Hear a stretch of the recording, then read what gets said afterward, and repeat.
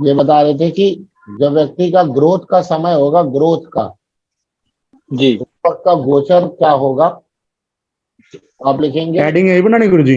हाँ, यही हेडिंग लगाएंगे कि जन्म के समय, जन्म के समय बोल रहे हैं, ग्रोथ के समय, यानी कि जब व्यक्ति कोई काम करेगा या कोई भी काम कर रहा है तो वो पूछता है ना कि हमारी जॉब में ग्रोथ कब होगी, हमारे बिजनेस में ग्रोथ कब होगा। तो मैंने दशाओं वाला तो मैंने आपको लास्ट क्लास में बता दिया था कि जो दशा चले वो किस प्रकार से नौमांश और दशमांश के हिसाब से चले और जन्म कुंडली के किस तीनों के हिसाब से कैसे मैच करे। तो मैंने जी दशाओं वाला पार्ट तो कवर कर लिया था, बट उसमें जी गोचर क्या होगा। तो गोचर के लिए आप लिखेंगे कि जो पहले मैंने दशा लिखवाई है उस दशा के साथ, देखिए गोचर बिना दशा के काम नहीं करता है।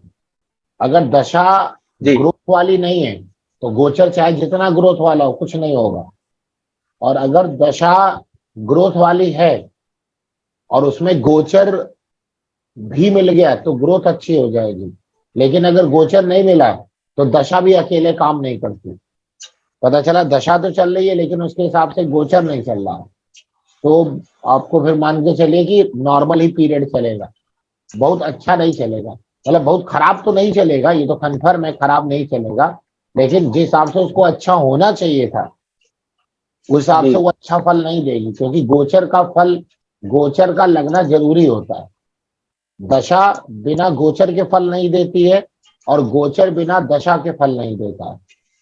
तो ग्रोथ के समय का जो गोचर दशाएं थी वो मैंने बता दी, और उसमें जन्म कुंडली, नौमांश कुंडली और दशमांश कुंडली कैसे आपस में कनेक्शन कर रही है वो भी मैंने आपको बता दिया। ठीक है, जी अब गोचर आप लिख लीजिए।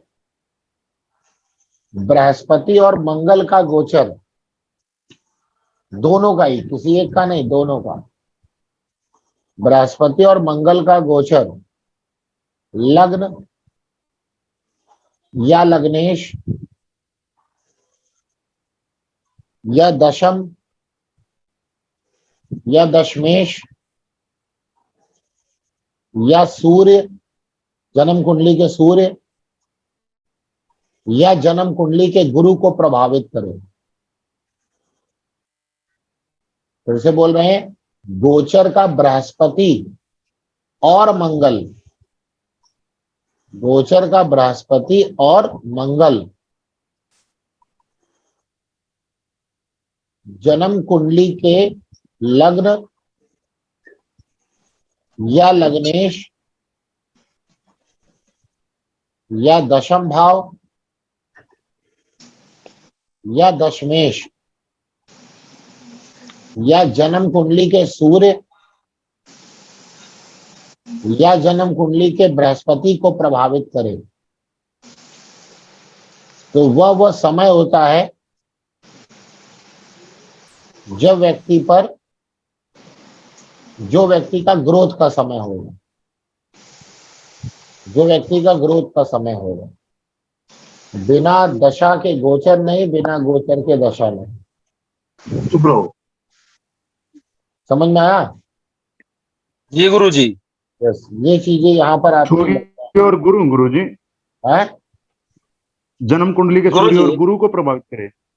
हाँ, जन्म कुंडली के बृहस्पति, गोचर के बृहस्पति और मंगल जन्म कुंडली के लग्न को जी प्रभावित करें या दशम को प्रभावित करें, लग्नेश को प्रभावित करें, दशमेश को प्रभावित करें, या जन्म कुंडली के सूर्य और बृहस्पति, सूर्य या इनमें बृहस्पति, से किसी एक को जी गुरु प्रभावित जी। करे। नहीं, जितना ज्यादा प्रभावित करेंगे उतना ज्यादा अच्छा होगा। मान लीजिए कोई एक प्लेनेट पकड़ा हुआ है, अगर सारे प्लेनेट पकड़ रहे हैं तो और अच्छी बात है, नहीं पकड़ रहा है तो कोई बात नहीं, जी कोई एक ही आ जाए, दो ही आ जाए, लेकिन गोचर के बृहस्पति और मंगल दोनों ही लगने चाहिए। अब पता चला बृहस्पति तो लग रहा है लेकिन मंगल नहीं लग रहा है, या पता चला मंगल लग रहा है लेकिन बृहस्पति नहीं प्रभावित कर रहा है, तो नहीं होगा। जी गुरु जी। ठीक है, दशाएं चल रही हो और गोचर लगे ही ना तो उसको फल ही नहीं मिलेगा। तब नहीं फल, तो मतलब बुरा तो फल नहीं मिलेगा, लेकिन जो अच्छे के लिए, जो जिसमें अच्छा ज्यादा है, मिलेगा।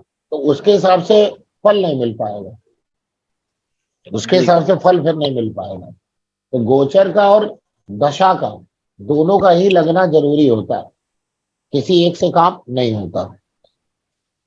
ठीक है, समझ में आया? जी गुरु जी।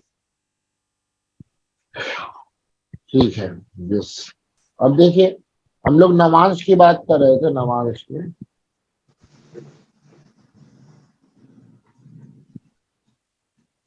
नमाज की बात कर रहे थे।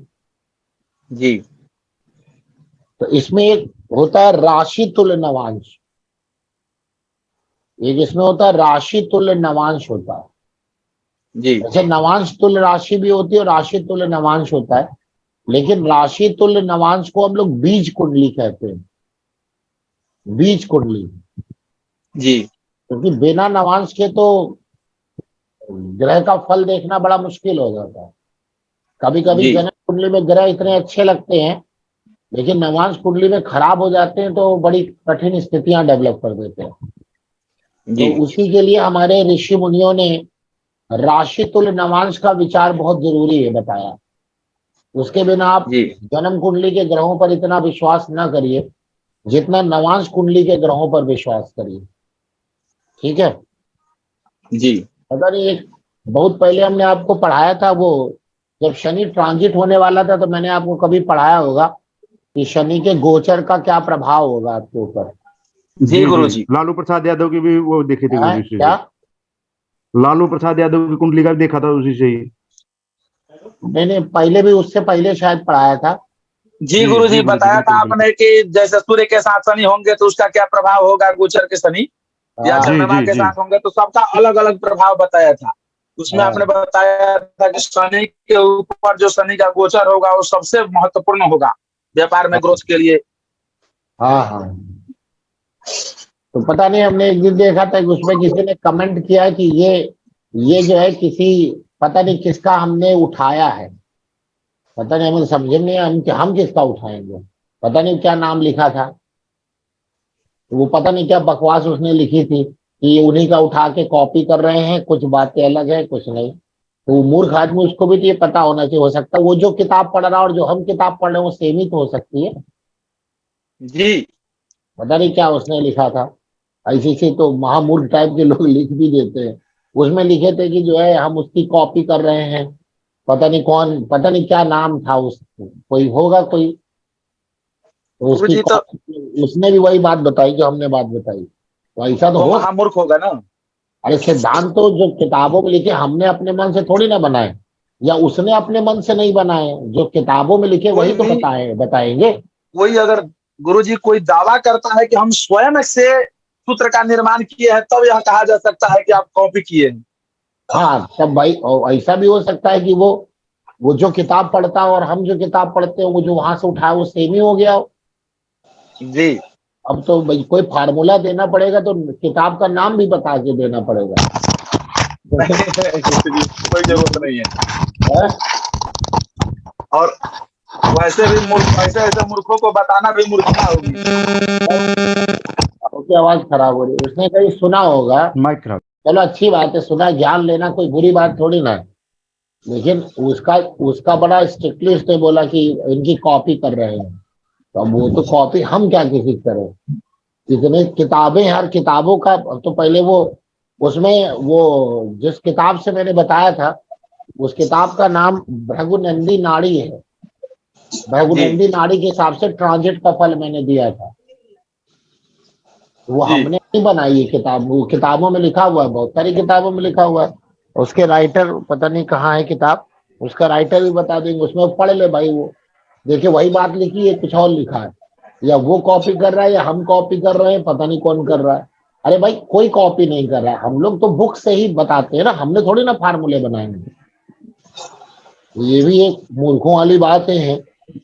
तब तो कोई फार्मूला दीजिए राशि, तो उसका किताब का नाम भी बताइए। ठीक है। हैं? अब जैसे भाई ये जो बताने जा रहे हैं वो भी कल को कोई क्लेम कर दे कि नहीं ये तो उन्होंने बताया था। अब बाय द वे उसने उसका पहले सुन लिया होगा, हमारा हाँ बाद जी में। गुरु जी। अगर हमारा पहले सुन लेता उसका बाद में सुनता तो उनके ऊपर ब्लेम लगाता। लेकिन वो तो मूर्ख है जो ब्लेम लगा रहा है। बिल्कुल। कोई एक दूसरे, वो तो वही तो किताबों हम भी कह रहे हैं गुरु जी। हम्म तो भाई किताबों से, किताबें सेम हो सकती हैं भाई। हम भी वही किताबें पढ़ते हैं। तो ये जो हम जहां से उठा रहे हैं, जहां से ये हम उठा रहे हैं, इस किताब का नाम बृहद संहिता है। वहां से मैं आपकी बातें बताने जा रहा हूँ, ठीक है। बृहद गुरु संहिता। गुरु जी जी जी। जी, अभी जो आपने बताया ग्रोथ समय का गोचर, हाँ ये तब लगेगा जब उसकी अच्छा दशा चल रही है तब ना सर? हाँ, अभी बताया तो मैंने। अच्छा, ये जो गोचर और लिखवाए ये भी बता दे रहे हैं कि कहाँ से लिखवाए। ये हमारे गुरुजी ने नोट्स लिखवाए हैं, उसी का नोट है, दिखा भी दे रहे हैं। नहीं तो कोई नहीं कहेगा कि गुरु वहां जी, का बता दिए। मैं ये ये बोल रहा हूँ पूरा सिर्फ लिखा एक हुआ है। अगर गोचर चलेगा तो नहीं होगा गुरु जी? नहीं, बताया तो आपको, बिना बिना दशाएं बिना गोचर के फल नहीं देती और गोचर बिना दशाओं के फल नहीं देती। जी यदि केवल गुरु गोचर गुरु और जी दशा खराब हो तो काम नहीं होगा। गुरु जी समझ में आया? परेशान मत होइए। और अगर दशा अच्छी चल रही हो और गोचर नहीं फिट हो रहा हो तब भी ग्रोथ नहीं होगी, मतलब डिमोशन नहीं होगा, प्रमोशन नहीं होगा तो डिमोशन भी नहीं होगा। लेकिन जब दशा और गोचर दोनों मिलेंगे तभी उसका पूर्ण फल आपको मिल पाएगा। बिना दशा के गोचर काम नहीं करता। अब आपके ऊपर बता दिया कि भाई आपका ये गोचर खराब आ रहा है, राहु यहाँ खराब आ रहे हैं, केतु यहाँ खराब आ रहे हैं, आप सावधान हो जाइए। देखिए बहुत सारे नहीं न्यूज चैनल पे बोलते रहते हैं, शनि यहाँ वो तो बड़ा तरह के बोलते हैं राहु गुरु यहाँ जी। खराब हो रहे हैं, केतु यहाँ खराब हो रहे हैं। तो वो खराब वाला गोचर तब आपकी कुंडली में अप्लाई होगा जब दशा भी खराब चल रही हो गुरु जब जी। आपकी अपनी दशा भी खराब चले तब, वरना नहीं लगेगा। अच्छा गुरु जी, एक बात पूछना चाहते हैं। हाँ गुरु जी, दशाएं अच्छी चल रही हो, ठीक है, और गोचर में मंगल और गुरु मान लीजिए कि सूर्य या गुरु को प्रभावित कर रहे हैं, या जो भी आपने बताया गोचर में प्रभावित कर रहे हैं, लेकिन साथ ही अष्टम भाव या छठे भाव से जुड़े हुए ग्रहों को भी प्रभावित कर रहे हो, जैसे सस्तेश हो, अष्टमेश हो, द्वादशेश हो, उनको भी प्रभावित कर रहे हो या उनसे पीड़ित हो रहे हो गोचर के गुरु, तब क्या वैसा फल देंगे? हाँ देंगे। एक्चुअली क्या है कि आपको जो गोचर लगेगा अच्छा वाला गोचर, जो अच्छे गोचर है वो अच्छे दशा के हिसाब से चलेंगे। यानी जब आपके ऊपर दशा अच्छी चल रही हो तो आप अच्छे ग्रहों का गोचर उठाइए, और जब आपके ऊपर दशा बुरी जी चल रही हो तो आप बुरे ग्रहों का गोचर उठाइए। ये सिद्धांत होता है, ये सिद्धांत होता है। जी गुरु जी, ठीक है, समझ में आया? जी ठीक है गुरु जी। और गुरुजी मेरा एक प्रश्न है गुरुजी। हाँ गुरुजी अगर ये जो जो गोचर और दशाई हम जो देखते हैं गुरुजी, ये हर एक कुंडली में लगानी चाहिए, लगन कुंडली में लगानी चाहिए, लगन या चंद्र कुंडली, सूर्य कुंडली? तो बहुत बड़ा टॉपिक है, वैसे तो इसमें तो बहुत लंबा डिस्कशन हो चुका है, लेकिन हम जो गोचर लिखवाते हैं वो लग्न कुंडली पे लगेगा। ठीक है गुरुजी। जो हम लगाते हैं ना वो लग्न कुंडली पे लगेगा। अब लेकिन चाहे आप फल दीपिका उठाइए, चाहे बृहद पराशर होरा सास उठाइए, चाहे बृहद संगीता उठाइए, चाहे आप मान सागरी उठाइए, चाहे सारावली उठाइए, सब में एक ही बात लिखता है कि नीचे लिखते लिखते लिखता है कि यह गोचर कृपया चंद्र कुंडली से भी लगाइए। अच्छा तो उसमें मतलब हमने जो डिस्कस किया अपने सर से, उन्होंने बोला देखिए लग्न कुंडली पे लग रहा है तो फल तो मिलेगा, और अगर चंद्र कुंडली पर भी उसी के अनुसार लगने लगे, जैसे मैंने अभी लिखवाया कि मान लीजिए दशाएं किसी की अच्छी अच्छी चल रही है, व्यक्ति की ये ग्रोथ वाली दशा चल रही है, अब बृहस्पति और मंगल का गोचर देखना है तो जन्म कुंडली के लग्न लग्नेश दशम दशमेश और सूर्य बृहस्पति को प्रभावित करे तो गुरुजी मेरे वाले कुंडली में ये सूत्र बिल्कुल फिट बैठ रहा है गुरुजी, इसलिए पूछा मैंने गुरुजी। की बात तो सुने, को प्रभावित करे तो वो ग्रोथ का समय होगा। अब यही चीज चंद्र कुंडली से भी लग जाए तो समझ लीजिए कि श्योर है, होगा ही होगा। ठीक है गुरुजी। मतलब आप गारंटी वाली बात हो जाती है। करके करिए, यानी कि बृहस्पति चंद्र कुंडली के लग्न, चंद्र कुंडली से दशम दशमेश, चंद्र कुंडली के लग्नेश को प्रभावित कर दे और सूर्य गुरु को तो प्रभावित कर ही दिया, अगर कर दिया हो तो आप समझिए वो चीज, और दशा भी उसी हिसाब से चल रही हो तो वो काम 100% हो जाएगा। यानी लग्न कुंडली पर लगाने पर हमको 60-70% ये अंदाजा लग जाता है, और दशा अच्छी चलती है और 60-70% हमको ये काम दिख रहा है, और चंद्र कुंडली से लगा दिया हमने वही गोचर, और गोचर चंद्र कुंडली से भी लग गया, तब वो काम 100% होने के चांसेस क्रिएट हो जाते हैं। बढ़ जाएंगे। ठीक है गुरुजी। लेकिन अब मान लीजिए कि जन्म कुंडली से लगाओ, चंद्र कुंडली से नहीं लगाओ, तो थोड़ा सा वहां संशय होता है, तो हम लोग बोलते हैं भाई आप प्रयास ज्यादा करिए, ये काम हो जाएगा, क्योंकि लग्न कुंडली से गोचर लगा हुआ है। प्रयास ज्यादा करिए, अपने प्रयास को बढ़ा दीजिए। जैसे प्रमोशन का, ग्रोथ का समय है, तो अपना काम भी उस हिसाब से करेंगे, तभी तो ग्रोथ होगी ना। जी गुरुजी, बिल्कुल सही बात है। अब मान लीजिए चंद्र कुंडली से लग गया और लग्न कुंडली से नहीं लगा, तो व्यक्ति की मानसिक स्थिति तो वैसी हो गई, मानसिक स्थिति, लेकिन लग्न कुंडली से नहीं लगा, तो वहां पर भी हम लोग 40% तो कह देते भाई हो भी सकता और नहीं भी हो सकता। लेकिन लग्न मतलब कुंडली लगा है तो चांसेस ज्यादा रहते हैं, और चंद्र कुंडली से लग गया तो चांसेस उतने नहीं रहते। लेकिन दोनों ही कुंडली से अगर वो गोचर लग गया तो 100% चांसेस होते हैं, लेकिन दशा वैसी ही चलनी चाहिए जो मैंने बताई थी। जी गुरुजी। अब केवल आपने गोचर देखा, दशा देखी नहीं, तो गोचर का कोई महत्व नहीं रहेगा। इसीलिए जो लोग अच्छा गुरुजी, एक समाचार में आके या टीवी पर आके बताते हैं, और वो हर व्यक्ति अपने हिसाब से उसको सुनने की कोशिश करता है, तो देखते हैं जी। 80% लोगों पे वो नहीं लगता है। क्यों? इसलिए नहीं लगता है कि हो सकता है उनकी कुंडली पे जो चलने वाली दशा हो वो खराब ग्रहों की दशा चल रही है और वो अच्छी चीज सुन रहा हुई नहीं, या खराब चीज सुन रहा है और उसकी दशा अच्छी चल रही तब भी नहीं हुआ। ठीक है, तो खराब अच्छा गुरुजी, तो खराब ग्रहों का गोचर लेना दृष्टि होनी चाहिए ना है।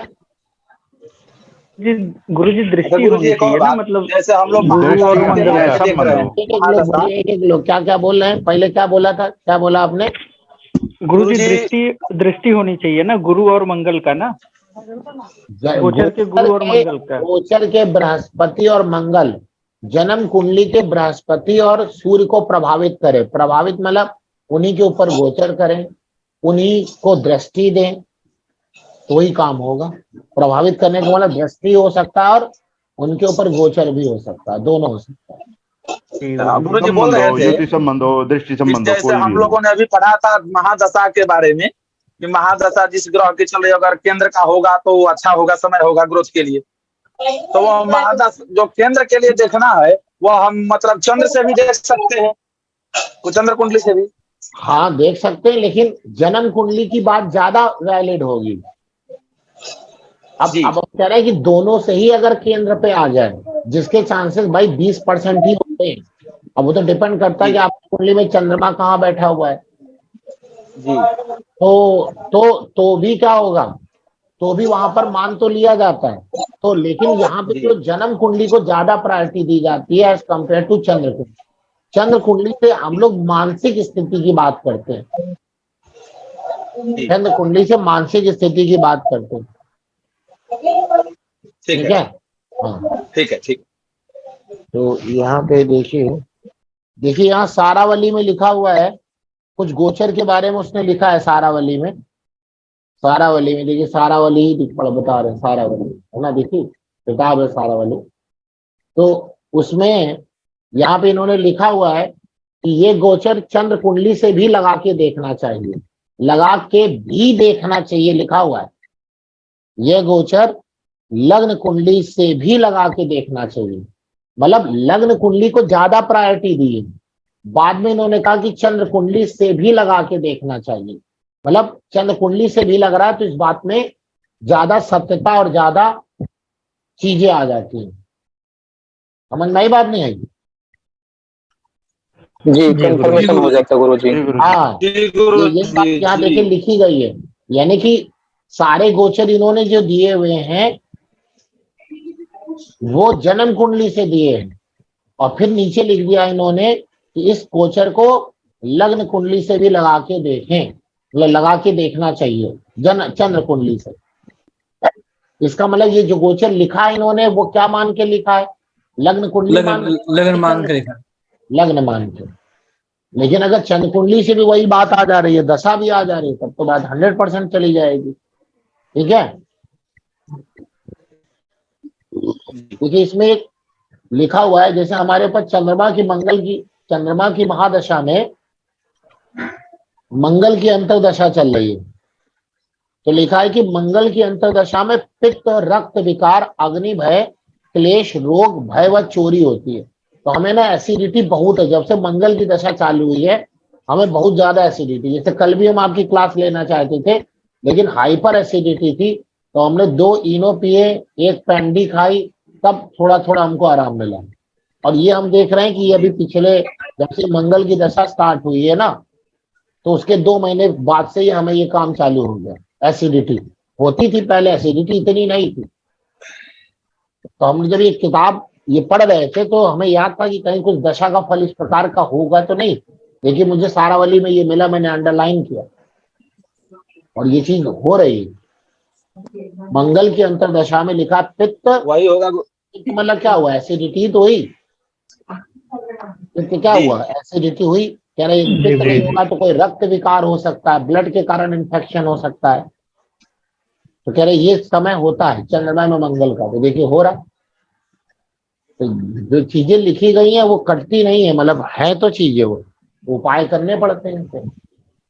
ठीक है, अब यहाँ पर आइए, दूसरा मैं आपको बता रहा हूँ कॉन्सेप्ट, राशि तुल्य नवांश। तो बात हुई थी कि वो जो महान ज्ञाता व्यक्ति थे जो सबका यूट्यूब चैनल जाके चेक करते हैं कि कौन क्या बोल रहा है, कि भैया ऐसा भी हो सकता गुरु जी है। कुछ मूर्खानंद हो जाते हैं, आप उनको इग्नोर करा करो गुरु जी। अच्छी बात है कि वो करें, लेकिन गुरु जी ऐसे लोग सिखाते हैं अपने को कि आगे क्या करना है। भाई ठीक है, अच्छी बात है, क्रिटिक्स होने चाहिए। सब मानते हैं, लेकिन एक व्यक्ति जो आदमी इतना ज्ञान ले रहा है अलग अलग यूट्यूब चैनल से, तो पहले व्यक्ति की अपनी बुद्धि ठीक होनी चाहिए।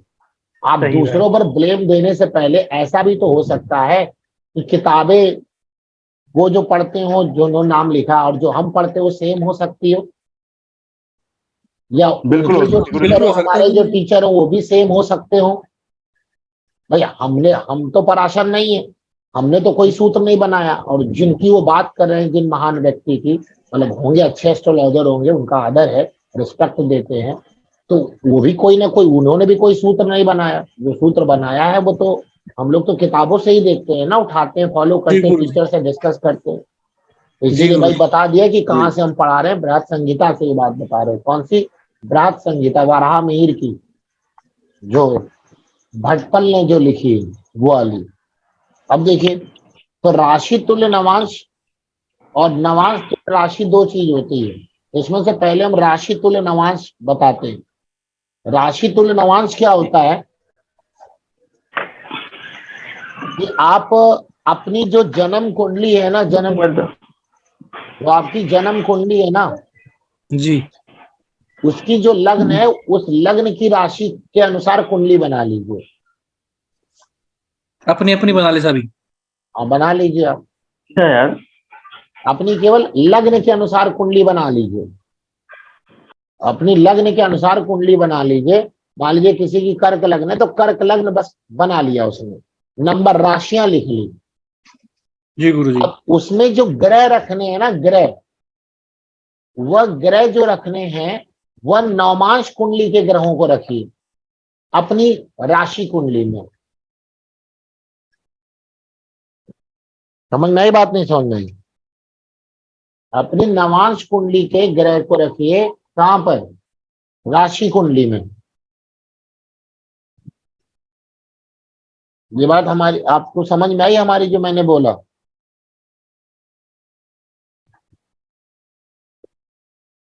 जी जन्म लगन जी गुरु जी।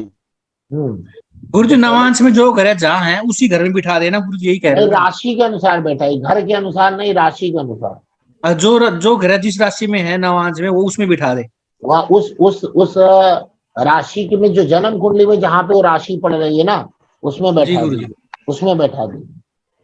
कन्या लग्न की एक कुंडली है, मान लिया हमने, तो कन्या लग्न की कुंडली।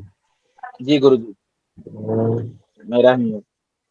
ना मिथुन है। ठीक, चलिए ये हमने D1 कुंडली ले ली, ये D9 ले ली। अब D1 कुंडली हमारी कन्या लग्न की है, 6, 7, 8, 9, 10, 11, 12, 1, 2, 3, 4, 5 और यहाँ पे लग्न में गुरु बैठे हुए हैं, 10वें में राहु बैठे हुए हैं, मतलब मकर राशि में, शुक्र मंगल बुध यहाँ पर बैठे हुए हैं और बस हो गया ना, सारे प्लेनेट आ गए, नहीं होंगे और भी कुछ बाकी रह गया होगा। 3, 4 केतु यहाँ चले जाएंगे। एक एग्जाम्पल ले लिया। अब D9 हमने वृषभ लग्न का ले लिया, 2, 3, 4, 5, 6, 7, 8, 9, 10, 11, 12, ठीक। और यहाँ पे 3 राहु, यहाँ केतु हो जाएंगे। ये नवमांश कुंडली है, यहाँ सूर्य और चंद्रमा आ गए, ये हो गया। मतलब अब देखिए राशि तुल्य नवांश बनाना है हमें, राशि तुल्य नवांश। इसका मतलब क्या हुआ राशि तुल्य नवांश का, कि आपकी राशि चार्ट लिया जाएगा। राशि चार्ट में देखिए यहाँ पे कन्या लग्न है ना D1 में, तो यहाँ पर भी हम कन्या लग्न ले लेंगे। लेकिन जो प्लेनेट उठाएंगे वो कहां से उठाएंगे, D9 से उठाएंगे। अब D9 में देखिए मिथुन राशि में राहु है, तो मिथुन राशि यहाँ पर है, तो यहाँ पे राहु लिख दिया, तो यहाँ केतु हो जाएगा। कन्या राशि में सूर्य चंद्रमा है, ये लिख दिया मैंने।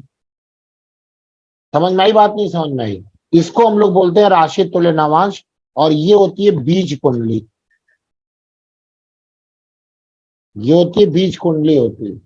राशि तुल्य नवांश को बीज कुंडली बोलते हैं जी, राशि तुल्य नवांश को ही बीज कुंडली कहा जाता है। सबको समझ में आ गया?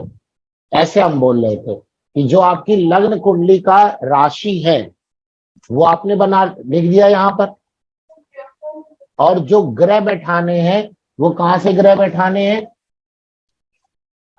वो ग्रह बैठाने हैं नवमास कुंडली।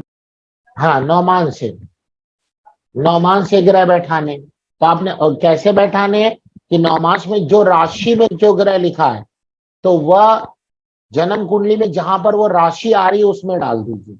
इसको हम लोग बोलते हैं बीज कुंडली। तो पहले इसके बारे में आपको बताते हैं। इसमें क्या कहा जाता है, कहते हैं नवांश में ग्रह यदि शुभ राशि में हो तो वह शुभ फल देता है। क्या बोला गया इसमें कि नौमांश में ग्रह यदि शुभ राशि में हो तो वो शुभ फल देता है। अब यहाँ पे शुभ राशि किसको ली गई है, देखिए शुभ राशि का वर्गीकरण 2 तरीके से किया जाता है।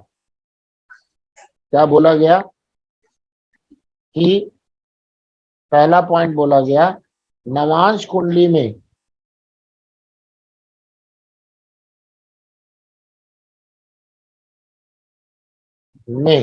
ग्रह शुभ राशि में हो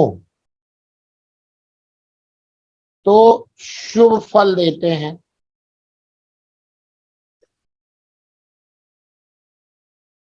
ये ठीक।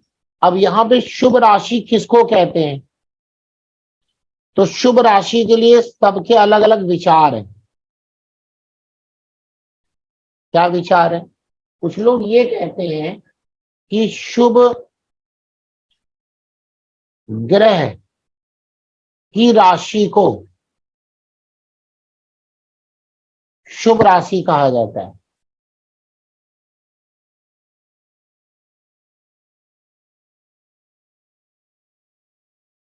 कुछ लोग ये कहते हैं जैसे गुरु की राशि कौन सी हो गई, धनु और मीन। शुक्र की राशि कौन सी हो गई, तुला। और शुभ बुध आपको पता है किसको कहते हैं आप, जी मिथुन और कन्या। हाँ नहीं शुभ बुध जो कि बुध यहाँ पे अशुभ ग्रह के साथ संपर्क ना करे, कन्या शुभ बुध की बात पे। और पक्ष बली चंद्रमा, पक्ष बली चंद्रमा के लिए हमेशा पक्ष बल बहुत इंपॉर्टेंट होता है।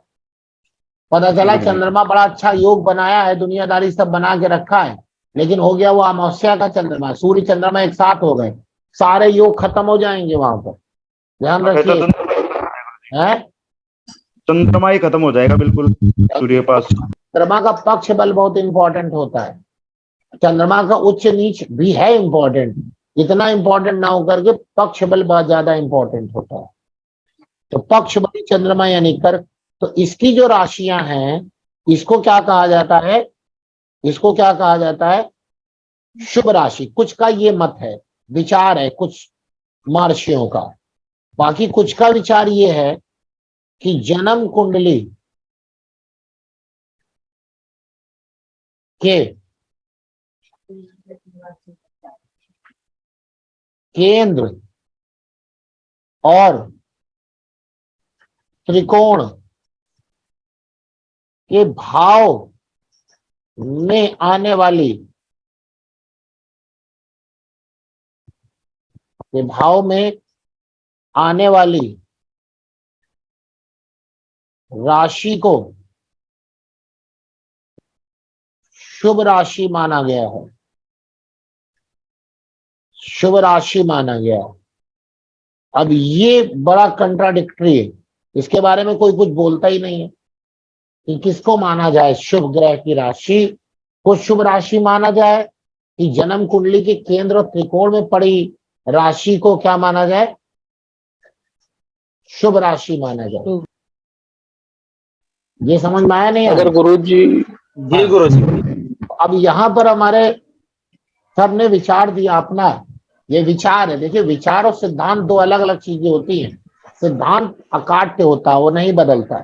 जैसे चंद्रमा का पक्ष बल लेना है, ये सिद्धांत है, ये सिद्धांत है। जो मैंने यहाँ लिखा ये विचार है। विचार हर आदमी के विचार हो सकते हैं। तो ज्योतिष में दो चीजें चलती हैं, विचार और सिद्धांत। सिद्धांत फिक्स है। क्या सिद्धांत है? गुरु धनु और मीन और राशि का स्वामी है, ये सिद्धांत है, ये बदलेगा नहीं कभी। ठीक है। और विचार क्या होते हैं? विचार बदल सकते हैं। विचार किस पे डिपेंड करते हैं? विचार डिपेंड करते हैं कि भाई क्या चीजें लग रही हैं। विचार ही तो, ज्योतिष तो विचार ही है ना। सिद्धांत तो कुछ सिद्धांत फिक्स है, बाकी सब विचार है।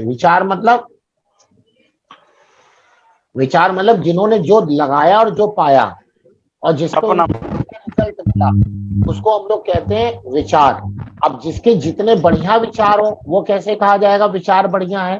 कि उनका सिद्धांत अगर लगाने से, जो उन्होंने अपने विचार दिए, सिद्धांत नहीं दिए, विचार दिए, उनका लगाने से कुंडली का फल हो तो वो बहुत बढ़िया विचार है वो।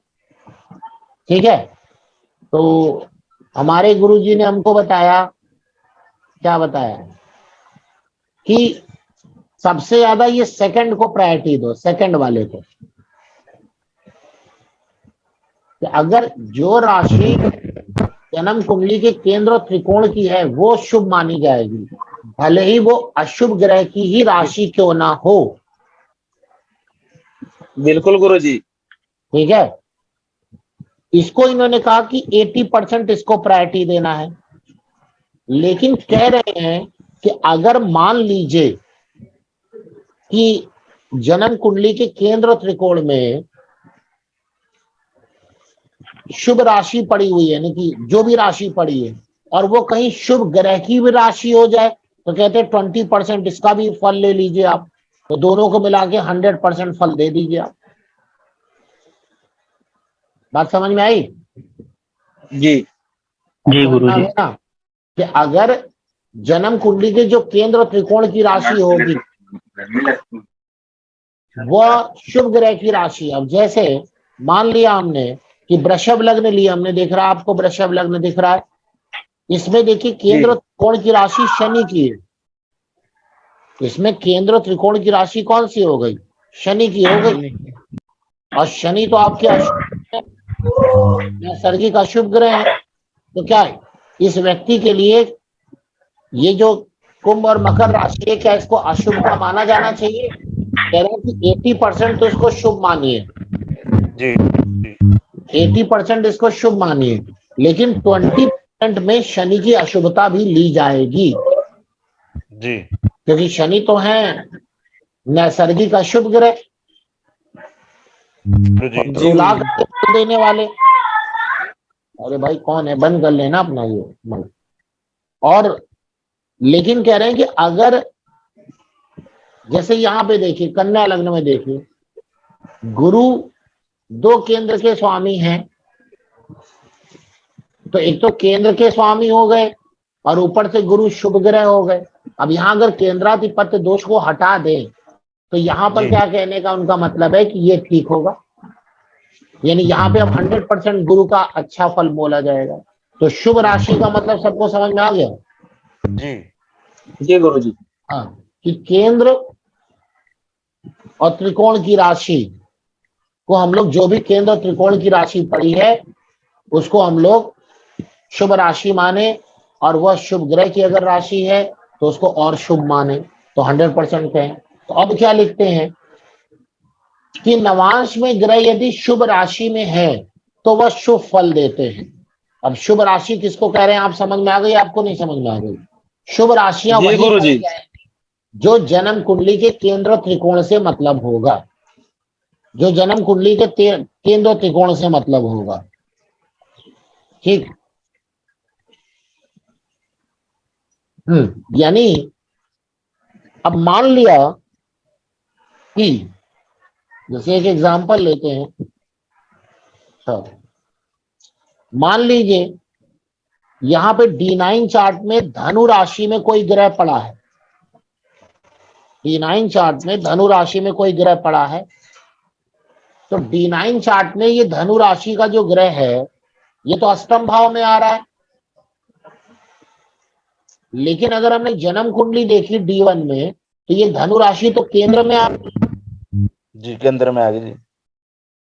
तो अब यहां पर आप जो केतु पड़ा है उसको तो हम लोग यहाँ पे शुभ मान लेंगे ना, केंद्र में आ गया। मतलब केतु के अलावा कोई और दूसरा प्लेनेट होता, जैसे मान लीजिए हमने यही उठा लिया, ये देखिए राहु उठा लिया मिथुन को, या तो इसलिए छठे 8वें 12वें के हिसाब से मैं दिखाना था तो हमने दिखा दिया। तो वो यही बात कहना चाह रहे हैं कि अगर शुभ राशि में कोई नवांश में ग्रह यदि शुभ राशि में है, शुभ राशि किसको कहेंगे, जन्म कुंडली के अनुसार, नवमांश कुंडली के अनुसार नहीं, जन्म कुंडली के अनुसार अगर ग्रह शुभ राशि में है तो वो शुभ फल देंगे। इसीलिए इन्होंने कहा कि आप एक काम करो, राशि तुल्य नवमांश में जो लग्न है वही रखो और ग्रह यहाँ के ग्रह को यहाँ बैठा दो आप, तो आपको और क्लियरिटी आ जाएगी कि वो ग्रह कैसा फल देने वाले हैं। ठीक है, इतनी बात समझ में आ गई। और जन्म कुंडली के 11वें भाव की जो राशि होती है, जन्म कुंडली के 11वें भाव की जो राशि होती है, ये मनोकामना को पूर्ण कराने वाली राशि है, मनोकामना को पूर्ण कराने वाली राशि है। यही नियम राशि तुल्य नवांश के आकलन का मूल सूत्र है। गुरुजी एक बार दोबारा बोलना, मनोकामना पूर्ण करने जन्म वाली। कुंडली के 11वें भाव की राशि मनोकामना को पूर्ण कराती है। ठीक है ना, क्योंकि भाई कोई भी हमें लाभ भाव की कोई भी लाभ, मनोकामना का पूर्ण होना ही तो लाभ है। जी गुरुजी। तो जन्म मनोकामना कुंडली के 11वें भाव की राशि को हम लोग मनोकामना को कामना पूर्ण करने वाली राशि मानी गई है। यही नियम राशि तुल्य नवांश के आकलन का मूल सूत्र है। ठीक है, समझ में आ गई, बात नहीं आ गई?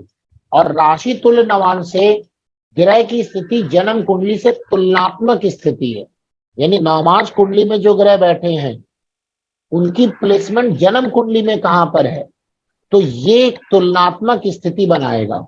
और इस तुलनात्मक स्थिति से हम बहुत सारी चीजों का विवेचन करते हैं, और इसमें इन्होंने बताया है कि दशा के समय इस कुंडली में हम एक संपूर्ण कुंडली की तरह ही हमें आकलन करना चाहिए। जैसे कि बीज कुंडली का गुरुजी।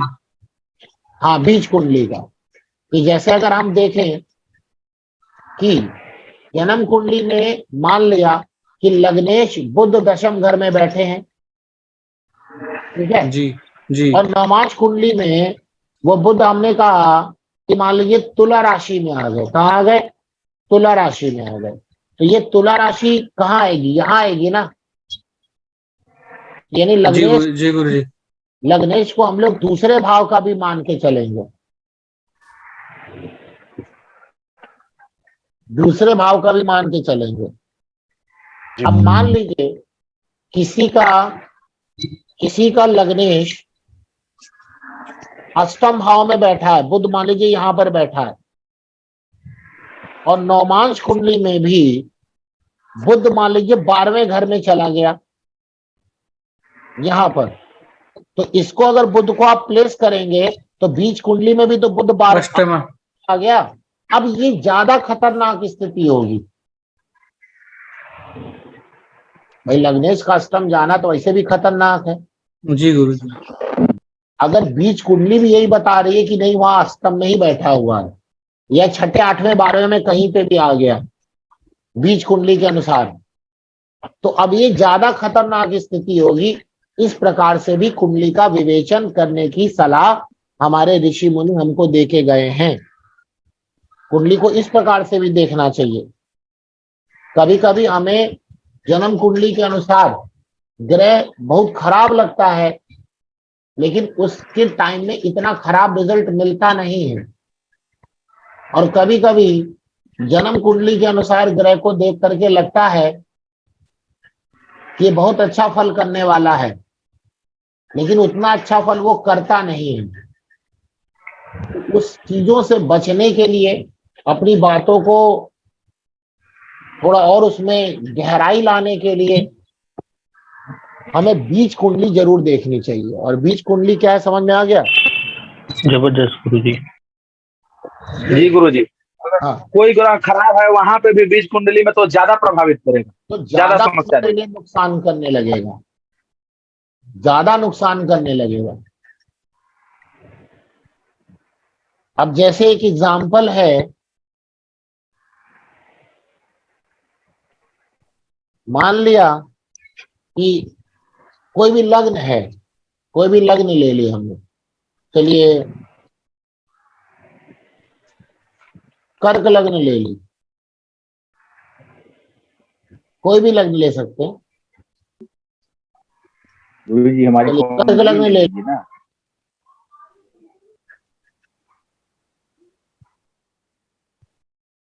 गुरु जी, अब मान लीजिए कि जिस किसी भी कुंडली में, लग्न कुंडली में थोड़ा दिक्कत चल रहा हो, लेकिन वो बीज कुंडली में सब स्थिति अच्छी हो जाए, कोई ग्रह खराब स्थिति में ना हो, तब तो अच्छा करेगा।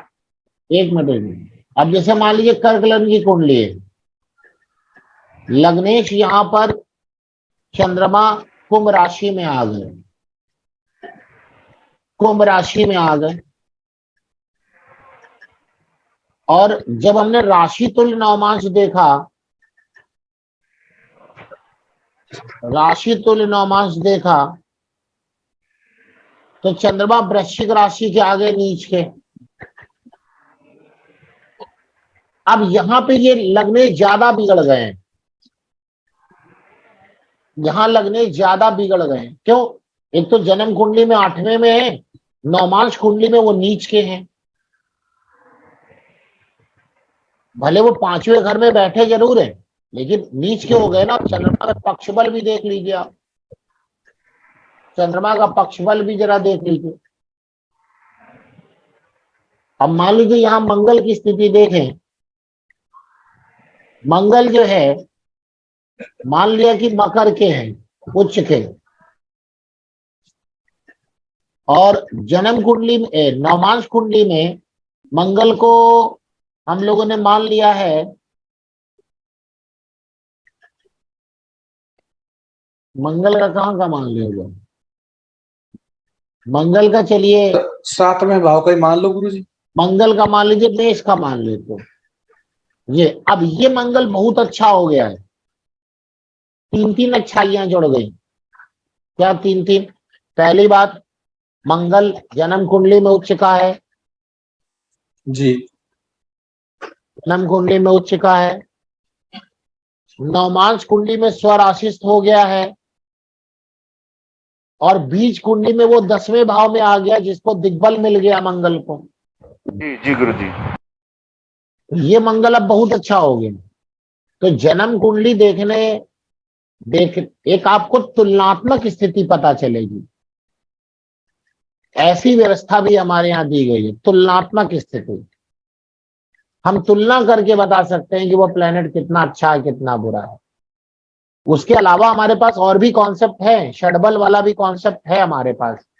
वो ग्रह भी कितना मजबूत है वो भी बता सकते हैं, और उसके साथ वो ग्रह हमें कितना अच्छा फल देगा वो हम लोग यहां से निकाल लेंगे, राशि तुल्य नवांश से। जी गुरुजी। ठीक है, समझ में आया? राशि तुल्य नवांश। सर इससे जब मंगल की दशा अंतर दशा आएगी तो अच्छा फल देगा ना सर? बहुत अच्छा फल देगा बस। आप समझे 10th हाउस में आ गया, कुंडली में बलि विशेष होगा ना गुरुजी? बहुत अच्छा फल देगा। और चूंकि देखिए मंगल जो है कर्क लग्न की कुंडली का क्या है, कारक प्लेनेट है, त्रिकोण और केंद्र का स्वामी भी है। ये तो और राजयोग करा देगा। जी जी बिल्कुल। तो क्या करा देगा? राजयोग करा देगा। गुरुजी अगर ऐसे ही अगर बीज कुंडली के अंदर गुरुजी जो 11वें भाव में वही राशि आ जाए जो आपके जन्म कुंडली में है या नवांश में है, तो गुरुजी समझ नहीं आया मतलब? अगर जो बीज कुंडली में जो ग्रह है और जो नवांश कुंडली में जो ग्रह है, अगर सेम ही राशि के मतलब 11वें भाव में आ जाए तो? अरे भाई, बीज कुंडली तो आपने नवांश कुंडली से तो निकाला है। जी जी, वहीं से निकाला है। मेरा कहने का मतलब ये गुरुजी, जैसे कोई एक ग्रह है, जैसे सपोज शुक्र ग्रह है, तुला राशि में है मान लो नवांश में, और वो बीज कुंडली में भी नवांश में बीज कुंडली में भी अगर वो तुला में आ जाए तो, और 11वें भाव में आ जाए तो? वो तो वर्गोत्तमी हो गए ना। अच्छा, समझ नहीं आया हमको ठीक है आप क्या गुरुजी। कह रहे हैं। मैं गुरुजी ये कहना चाह रहा हूँ कि कोई एक ग्रह नवांश में, मान लीजिए कोई सपोज करो, कुंडली बताइए, कोई कुंडली बताइए, तब समझ में आएगी बात। जैसे गुरुजी धनु लगन की कुंडली बना ले गुरुजी,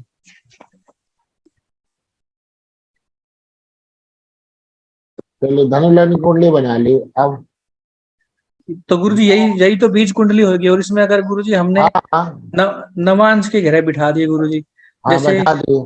सूर्य और मंगल गुरुजी हैं? लगन में, सूर्य और मंगल मिथुन राशि में आ गए गुरुजी, हाँ और गुरुजी चंद्रमा जो है सिंह में आ गए गुरुजी, हाँ जी।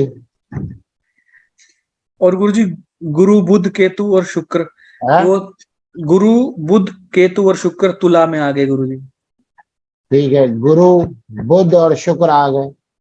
और अब गुरुजी क्या कह रहे हैं? मेष में राहु और शनि आ गए, मेष में राहु और शनि आ गई। ठीक है। मैं गुरुजी ये पूछना चाह रहा था कि जो ये 11वें भाव में आपने बताया था ना जन्म कुंडली की, नहीं नहीं, 11वें भाव की राशि, तो आपने नवमांश कुंडली राशि तुल्य नवमांश बताया ना। हाँ गुरुजी राशि तुल्य नवमांश बताया गुरुजी। अब ये जिस ग्रह की आप बात कर रहे हैं, कौन से ग्रह की बात कर रहे हैं? मैं शुक्र की बात कर रहा हूँ गुरुजी, शुक्र चलिए ग्रह। शुक्र की बात कर रहे हैं, तो आप देखिए जन्म कुंडली में शुक्र कहाँ है? जन्म कुंडली में गुरुजी शुक्र इसमें घर राशि बताऊं गुरुजी, भाव बताऊं?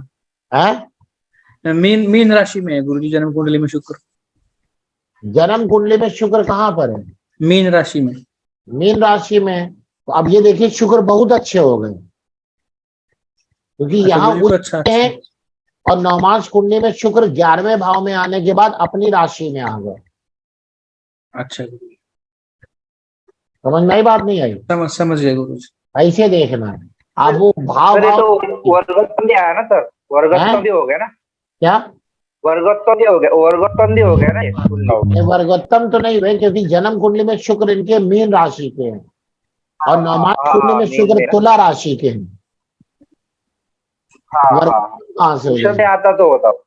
हाँ, तुला अगर वो मीन में ही नहीं ऋषभ में होता तो होता। हाँ जी, वर्गोत्तम का मतलब सेम राशि में आ जाए, जी जी जी जी गुरुजी सेम समझ गया राशि में आ गुरुजी। जाए। जी मेरा है गुरुजी, नवांश में भी, लग्न में भी और बीज कुंडली में। हाँ, तो ऐसे हम लोग को यहाँ पर तुलनात्मक स्थिति और देख लेनी है कि भाई क्या बनती है। और साथ में ये 11वें भाव से भी कनेक्ट हो गया ये शुक्र, तो और अच्छा हो गया, और अच्छा हो गया। तो जब शुक्र की दशा चलेगी तो व्यक्ति ज्यादा राइज करेगा, ज्यादा राइज करेगा। अगर दशा भी अच्छी आई तो गुरुजी? हाँ, अब दशा आएगी तो अब ये दशा अच्छा फल करेगी। एक तो 11वें का फल करेगी और दूसरी बात है छठे का फल करेगी, लेकिन छठे का अच्छा फल करेगी। हाँ, छठे का वो अच्छा त्रिकोण फल और लग बुरा, गया। क्योंकि हर भाव के अच्छे फल भी है बुरे फल भी है, जी गुरुजी। तो उसी हिसाब से आपको देखना है। गुरु जी, इस बात का मेरे लगन कुंडली कन्या लग्न की है और नौमांस कुंडली भी कन्या लग्न की है। क्या? तो मेरे जो नौमांस लगन कुंडली है वो भी कन्या लग्न की है हाँ और नौमांस कुंडली भी कन्या लग्न की है। ठीक है, वर्गोत्तमी लग्न हो गया ये। तो इसमें जो बीज कुंडली होगी वो नौमांस कुंडली वाली होगी। बीज कुंडली नौमांस कुंडली वाली होगी, यानी नौमांस कुंडली आपकी बीज कुंडली बन गई। हाँ, ये नौमांस हाँ जी कुंडली गुरुजी आपकी बन बीज कुंडली बन गई। हाँ जी। ठीक है, इस प्रकार से हाँ, देखा जाएगा।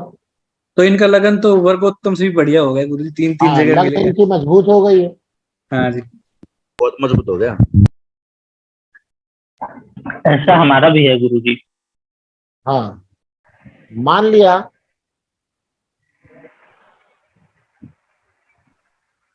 देखिए सूर्य जो होते हैं, सूर्य जी। वो पिता के कारक ग्रह हैं और चंद्रमा क्या है? माता माता कारक ग्रह है। ठीक है, माता के कारक ग्रह हैं। ठीक है, सूर्य जो है पिता के कारक ग्रह है और चंद्रमा क्या है? माता के कारक माता। ग्रह। चंद्रकला नाड़ी क्या कहती है? आपने किताबें देखी होंगी, चंद्रकला नाड़ी पर भी आती है। अच्छा फार्मूला आप लगा के देखिएगा आपकी कुंडली में। मान लिया, चलिए यहाँ 1 नंबर आ गया और सूर्य यहां पर बैठे हैं, ये D1 कुंडली है। तो सूर्य कहां पर बैठे हैं? चतुर्थ भाव में, मेष राशि में, उच्च के बैठे हैं ना, केंद्र में। जैसे भी बैठे जी। हो। उच्च तो के जी हैं। गुरुजी उच्च के हैं। जरा D9 कुंडली में जाइए, हम एक एग्जाम्पल दे रहे हैं, अब कुछ भी हो सकता है। चलिए 1 नंबर यहां ले लिया और यहां पर अगर शनि, राहु या कोई और भी खराब ग्रह बैठे हैं, सुनिएगा जरा ध्यान से। तो सूर्य पिता के कारक हैं, तो चंद्र कला नाड़ी ये कहती है कि अगर जन्म कुंडली के सूर्य जिस राशि में बैठे हैं, नवमांश कुंडली में उस राशि में अगर खराब ग्रह आ जाएं, नैसर्गिक अशुभ ग्रह आ जाएं, शनि, राहु, केतु, तो जातक के पिता के भाई बहन यानी जातक के चाचा ताऊ खराब होंगे। गुरुजी लिख लेते हैं इस उत्तर गुरुजी, 1 मिनट। आप लगा के देखिए ना, लिख क्या लेते हैं। आपकी जन्म कुंडली सूर्य जिस राशि में बैठे हैं, नवमांश कुंडली में अगर वहां खराब ग्रह बैठे हैं, तो आपके चाचा ताऊ अच्छे नहीं होंगे। हाँ गुरुजी देख ही लेते हैं। भले वो पैसे से स्ट्रांग हो, लेकिन चालाक होंगे, कनिंग होंगे। लेकिन है ही नहीं गुरुजी वहां तो। पर सुनिए भाई, पूरी बात सुना करिए। और अगर वहां पे शुभ ग्रह बैठ जाएं, गुरु बैठ जाएं, बुध बैठ जाएं, शुक्र बैठ जाएं, तो आपके चाचा ताऊ आप अच्छे इंसान होंगे। गुरुजी अगर वहां पे कोई नवांश में कोई ग्रह ना ही बैठा हो तो दृष्टि देखिए, सुबह सुबह दोनों सर।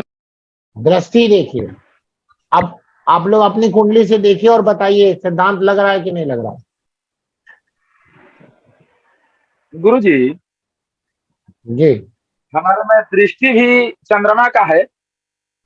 नहीं, पहले आप देखिए जन्म कुंडली में आपके सूर्य कहाँ बैठे हुए हैं? सप्तम, पंचम भाव में, अरे सातवीं भाव राशि। नहीं, राशि देखिए, राशि हाँ, सातवीं। है गुरुजी लग रहा है फार्मूला। क्या? तुला फार्मूला राशि लग में रहा है। है। पता नहीं और भाई, एक एक लोग बोला करिए और क्लियर बोला करिए। क्या बोल रहे हैं? गुरुजी, तुला राशि में सूर्य है, तुला राशि में सूर्य है। तुला राशि में सूर्य है, ठीक है। अब नवमांश कुंडली में जाइए, तुला राशि में कौन सा ग्रह है? कोई भी ग्रह नहीं है और ठीक है, सिर्फ तो अब जरा चंद्रमा वहां की पे दृष्टि, सुनिए सुनिए, वहां पे दृष्टि देखिए तुला राशि में, सिर्फ चंद्रमा की है, और बस, और किसी की नहीं। नहीं। ठीक है, अब चंद्रमा देखिए पक्ष बली है कि पक्ष बली नहीं है? चतुर्थ भाव में है चंद्रमा। चंद्रमा पक्ष बली है या नहीं? आपका कृष्ण पक्ष का जन्म है कि शुक्ल पक्ष का शुक्ल पक्ष, है? द्वितीया तिथि, शुक्ल पक्ष के द्वितीया तिथि, शुक्ल पक्ष ही तो नहीं तृतीया, हुए, तो ठीक है। द्वितीया, हाँ। और आपकी जन्म कुंडली में चंद्रमा कहाँ के लॉर्ड हो गए? चंद्रमा लॉर्ड है द्वितीय भाव के। तो अब देखिए, अब आपके जो चाचा या ताऊ हैं वो आपके लिए, आप मतलब आपके चाचा या ताऊ जो है बुरे इंसान नहीं है, अच्छे इंसान है। गुरुजी, हमें तो नहीं लगता है, आपको भले ना लगे, आपको क्योंकि भले ना लगे, अच्छे मतलब वो आपका नुकसान नहीं करेंगे। गुरुजी, हमारा कुछ नुकसान नहीं करेंगे, बस लेकिन हमारे परिवार के प्रति अच्छी दृष्टि नहीं रहती। है, जैसे हमारे सदस्य, जो परिवार के सदस्य हैं, उनके प्रति अच्छी दृष्टि नहीं रहती है। हमसे किसी को कोई दिक्कत नहीं है, हमसे सभी को अच्छा लगता है। नहीं हम आपकी बात कर रहे हैं ना, वो तो उनके भाई बहन, अगर आपके पिता के भाई बहन होंगे तो उनको बताएंगे वो। अच्छा अच्छा अच्छा। हम जो जिस जातक की देख रहे हैं उसके लिए बात कर रहे हैं ना, ये तो। अच्छा, इसी कारण से मतलब कि हमसे अच्छा संबंध रहता है सभी लोगों को। हाँ, जी। अच्छा संबंध, आपसे अच्छा संबंध है ना उनका, जी जी। इसीलिए तो है। लेकिन गुरुजी, लेकिन आगे उनका सूर्य आगे पीछे चलित में हो गया होगा, तो या चंद्रमा क्या? आगे पीछे हो गया होगा क्या? चलित में। हैं? इनका जो सूर्य पांचवें घर में तुला में बैठा है, वो तो चलित पिता में आगे पीछे हो के लिए गया होगा खराब तो। है ना, इनके पिता के लिए खराब है ना। नहीं, लेकिन पिता के भाई बहन की हम स्थिति बता रहे हैं। लेकिन भाई बहन ये बोल है रहे ही कि नहीं गुरुजी, वैसा स्थिति क्या? भाई बहन है ही नहीं, केतु बैठा है जैसा अरे आपने बोला नहीं था है आपके भाई, फार्मूला। इनके भाई बहन नहीं, इनके पिता के भाई बहन अगर हैं हाँ, वो तो सब गड़बड़ कैसे है, होंगे, उनकी बात कर रहे हैं। सब गड़बड़ है, सही बात। आप लोग आधी बात समझ रहे हैं क्या? हम आपके भाई बहन की बात थोड़ी ना कर रहे हैं, हम आपके पिता के भाई बहन यानी चाचा ताऊ की बात कर रहे हैं हम आपसे। जी जी जी गुरुजी। गुरुजी मेरे मंगल बैठा है, हैं? सूर्य मंगल दोनों बैठा है मेरे गुरुजी, आपकी आवाज बड़ी कट रही है, क्या बोल रहे हैं? मंगल बैठा है गुरुजी मेरे। मंगल तो आपके चाचा ताऊ थोड़े दबंग टाइप के होंगे, लड़ाई झगड़ा करने वाले होंगे, समाज में उनकी ऐसी रेपुटेशन होगी। अच्छा, हैं? दोनों राशि में जी, वृश्चिक में। थोड़ी थोड़ी है वैसे, ज्यादा क्या? थोड़ा है वैसा। थोड़ा है ना, अरे थोड़ा होता है, जैसा हो वैसे ही रहेगा। जैसा प्लेनेट बैठेगा वैसे ही तो गुण ले लेगा वो। हाँ जैसा प्लेनेट बैठे हैं वैसे उनके अंदर गुण होंगे। हाँ है ऐसा तो। हाँ। गुरुजी, ये शुक्र और राहु बैठ गए हैं तो क्या होगा फल? क्या? अरे राहु बहुत चालाक होंगे भाई। शुक्र भी हैं। शुक्र है, अब शुक्र है तो अच्छी बात है, राहु है तो बहुत चालाक टाइप के होंगे। लेकिन दोनों है, शुक्र के दोनों। साथ अगर राहु है तो आप मतलब उनको ना एक अच्छी नजर नहीं रहती। शुक्र के साथ राहु की अच्छी नजर नहीं मानी जाएगी, उनमें द्वेषता आ गई, द्वेषता, चालाकी आ गई। जी जी जी, ऐसा ही घटित हुआ है। हाँ जी।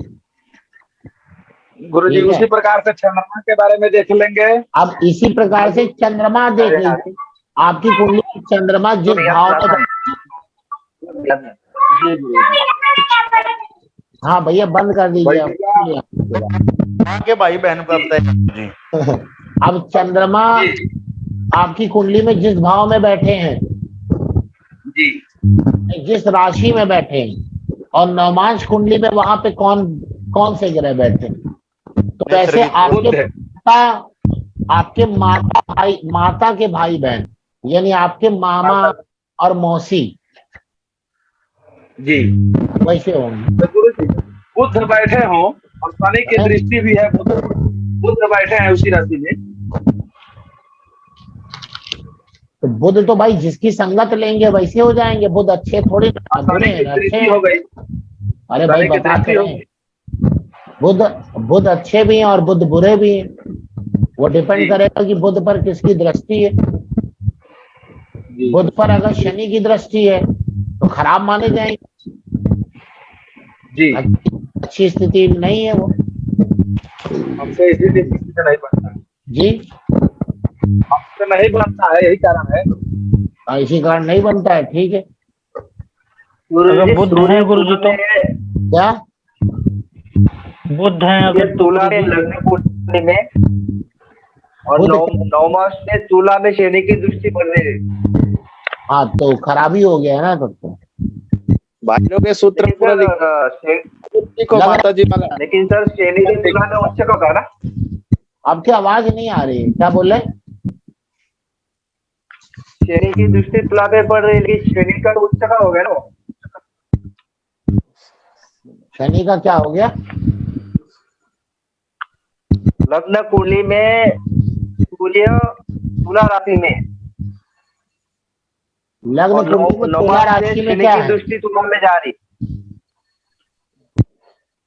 सूर्य तुला राशि में लग्न में। पता नहीं, समझ नहीं आ रहा है बोलता है। हमें आपकी बात नहीं समझ में आ रही। हेलो भाई अपने माइक बंद कर लीजिए, एक को बोलने दीजिए। जीतू जी आप बोलो। गुरु जी वाला सूत्र पूरा लिखवा दीजिए ना, माता के भाई बहन वाले। सूर्य तुला राशि में सूर्य, लग्न कुंडली में तुला राशि में सूर्य बैठा हुआ है। लग्न में तुला राशि में सूर्य बैठा हुआ है, हाँ ठीक है। हाँ हाँ नौ मास कुंडली में शनि की दृष्टि तुला पे जा रही है। हाँ तो खराब हो जाएंगे ना। पर वहां पे तो शनि ऊंचा हो गया ना गुरु जी। तुला में किसकी दृष्टि जा रही है? शनि की। हाँ तो शनि की दृष्टि जा रही तो खराब हो गए ना वो।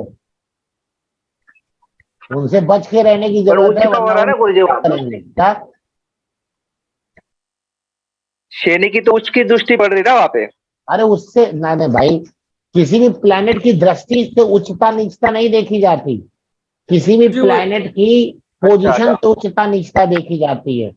गुरुजी वो ये कहना चाह रहे हैं कि अरे हम शनि शनि कहना ये चाह रहे हैं कि वो जो शनि की दृष्टि जा रही वो उच्च की हो गई। भाई आप पहले एक कॉन्सेप्ट क्लियर कर लीजिए, तो बहुत हिला हुआ कॉन्सेप्ट आपका। किसी भी ग्रह की पोजीशन के अकॉर्डिंग उच्चता और नीचता होती है, दृष्टि के अकॉर्डिंग नहीं होती। वरना तो हर नीच का ग्रह अपने सामने उच्च की दृष्टि देगा। ये स्टेशन वाली किताबों में यही सब लिख देते हैं। ये सब जी गलत गुरु जी जी कॉन्सेप्ट है। नहीं मुझे लगा मित्र राशि पे दृष्टि पड़ रही इसलिए पूछा गुरु जी ने। नहीं, आप कोई भी ग्रह जहां पे नीच का है तो अपने सामने तो उच्च को ही देखेगा ना। तो ग्रह की उच्च नीच दृष्टि से लेना देना नहीं है, ग्रह की उच्च नीच स्थिति होती है। हाँ इतनी बात समझ में आ गई? अब जो शनि की लेकिन ये भी कॉन्सेप्ट भले वो उच्च खराब, लेकिन वो खराब ही माना जाएगा। और वैसे भी शनि की तीसरी दृष्टि व्यक्ति को स्ट्रगल करवाती है। जिस भाव में शनि की तीसरी दृष्टि है वहां से व्यक्ति स्ट्रगल जरूर करेगा। जी लेकिन जानकारी के लिए तो अच्छा होगा गुरु जी। ऐसा जानकारी तो मिली उसके। क्या जानकारी तो मिली गुरु जी की उसके उसे नहीं जानकारी ली आपने गलत जानकारी मिल गया। तो वो मैंने आपको बताया कि कॉन्सेप्ट गलत है। कभी भी किसी भी ग्रह की जो स्थिति होती है ना, वो उच्च और नीच स्थिति बोली गई है। आप देखिए कोई भी किताब पढ़िए, वहां क्या लिखा होता है? ग्रह की उच्च और नीच स्थिति, पोजीशन, ना कि ये लिखा होता है किसी भी ग्रह की उच्च और नीच दृष्टि। अच्छा गुरु जी, सही बात, ये कॉन्सेप्ट कभी मत यूज करिएगा, गलत हो जाएगा ये। गुरु जी एक और बात। हाँ गुरु जी अगर ठीक है वो तो दृष्टि में नहीं देखना है, लेकिन शनि अगर स्वयं ही उच्च के होते वहां पे, अब तब वह देख रहे होते, तब भी वो खराब ही करते। अभी क्योंकि नैसर्गिक उनका लक्षण वहां देखा पे था। हाँ, ये वहां पे नैसर्गिक ग्रहों को लिया गया है। जी जी अब वो खराबी का लेवल थोड़ा कम हो जाता, चाहे शुभ हो या अशुभ हो। वहां पे खराबी का जो लेवल है वो गुरुजी, थोड़ा कम हो जाता, और क्या होता है। जी गुरुजी। गुरुजी एक पाप ग्रह अगर देख रहा होगा और 2 शुभ ग्रह देख रहे होगे तो बोलिए क्या? एक, हाँ गुरुजी, एक पाप ग्रह देख रहा होगा जिसे शनि देख रहा है, लेकिन 2 शुभ ग्रह अगर देख रहा हो तो हाँ, तो शुभ ग्रह अगर देखेगा तो ऑटोमेटिक वहां पे उसकी खराबी में कमी करेगा। शुभ ग्रह देखेगा तो उसकी हाँ। खराबी में कमी करेगा, अशुभ ग्रह देखेगा तो खराबी में बढ़ाएगा। मतलब दशाओं के हिसाब से उनका मूड चेंज होते रहेगा, कभी मित्र बन जाएंगे, कभी शत्रुता आ जाएगी। अब वो तो डिपेंड करेगा। तो ऐसी स्थिति आप लगा के देखिए, आप लोगों को समझ में आ जाएगा। ये चंद्रकला नाड़ी का कॉन्सेप्ट है। चंद्रकला नाड़ी भी यही बात कहती है कि किस प्रकार से हम अपने चाचा ताऊ मौसी या मामा की स्थिति करें, इस प्रकार से कर सकते हैं कि जन्म कुंडली में जहां पे सूर्य बैठा है, अगर उसी राशि में नवमांश कुंडली में अशुभ ग्रह आ जाए, शनि राहु केतु, तो फिर वो चाचा ताऊ कभी काम के नहीं, आपके काम नहीं आएंगे, आपके पीठ पीछे कुछ ना कुछ दिक्कत करेंगे। और अगर वहां पे शुभ ग्रह बैठा है तो आएंगे। ठीक है सर, नवांश में वही भाव में? भाव नहीं भाई, राशि लेनी है। सॉरी नवमांश के भाव का जिक्र ही नहीं किया था। ओके। हमने नवमांश की राशि को लिया, भाव तो होता ही नहीं नवमांश में। भाव नहीं लेना, राशि लेनी। ये माता जी वाला भी कॉन्सेप्ट वही है क्या गुरुजी? माता जी वाला है, ये माँ का भी कॉन्सेप्ट वैसे ही लगाना है क्या? आप बताया तो कि आपकी जन्म कुंडली में चंद्रमा जिस राशि में बैठे जी, अगर नवमांश कुंडली में उसी राशि में अशुभ ग्रह आ जाए तो मामा और मौसी की स्थिति खराब होगी। ओके इसी प्रकार से गुरुजी चचेरा ममेरा फुफेरा भाई के बारे में भी देखेंगे, इसी कॉन्सेप्ट पर वो देख सकते हैं। ये तो कॉन्सेप्ट लगाना पड़ेगा, मंगल के हिसाब से लगा सकते हैं। हाँ, मंगल के हिसाब से वही पूछ रहे हैं। मंगल के हिसाब से लगा सकते हैं। रुकिए तो देख ही लेते हैं लगा के क्या होता है। मंगल के हिसाब से लगाएंगे। सर, जो संबंध रहेगा वो ग्रह वो के हिसाब से देखना पड़ेगा ना? जो क्या? जो राशि जो जिनको लगती है, मामा, भाई, मंगल या गुरु, जो भी रहेगा। नहीं, यहाँ जो सिद्धांत दिया गया वो सूर्य चंद्रमा पे दिया गया है, बाकी सिद्धांत ये नहीं दिया गया है।